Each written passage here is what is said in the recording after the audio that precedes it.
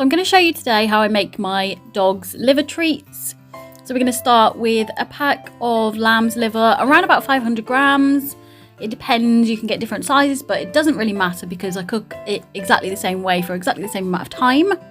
So first of all, I'm going to open the packet, and then you want to give it a bit of a wash in the sink just to get all the yucky stuff off really, and give it a little drain.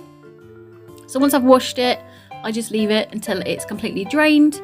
And then I don't like to touch the liver, so I use my tongs, but I put them in a microwavable bowl, pop the lid on, and I put it in the microwave on, mine is a 900 watts microwave, and I put it in for 5 minutes and just leave it. You'll hear some popping sounds and things like that. So if you cover it with cling film, you need to pierce some air holes in it, but I didn't, I just put a glass lid on the top. So halfway through, after your 5 minutes, you're going to turn all of the liver over just to make sure it's all fully cooked, and put it back in again for a further 5 minutes.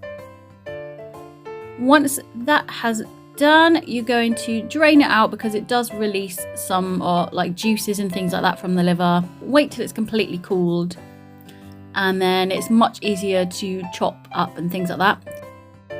So I use my kitchen scissors, I use for cutting up meats and things like that, and I just cut them into roughly 1 centimetre chunks. If you try and keep them all roughly around about the same sort of size, then they will cook more evenly. So I'm just going to whiz through chopping this up. It can take a little bit of time, and it's not the most pleasant, so you might want to wear some gloves or something like that if you don't like to touch things like that. Also be wary of the smell. When you are cooking it in the microwave, it does produce quite a stink, but I have desensitized myself to it now, so it's not so bad for me. The next thing I did was spread it all out on an oven tray and put it in sort of towards the bottom end of the oven on very low, probably gas mark 3 or 4, for around about an hour. Obviously it depends on the size of your chunks that you've cut them into or the quantity, but you want to leave it till they feel fairly dried out. You don't want it till they're completely rock hard, because they do go harder when they are cooled.